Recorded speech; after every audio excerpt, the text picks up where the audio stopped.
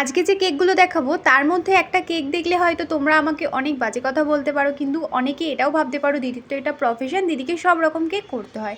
কিন্তু তোমাদের যদি খারাপ লাগে সেটাও আমি ভালো ভেবেই নেব, কারণ তোমরা হয়তো আমার ভালোর জন্যই সেই জিনিসটা বলবে অবশ্যই। কিন্তু পুরো ভিডিওটা দেখো, তাহলেই তোমরা বুঝতে পারবে আমি কোন কেকটার কথা বলছি। তার আগে বলি, এটা একটা 1.5 পাউন্ডের কেক ছিল, অ্যাভেঞ্জার।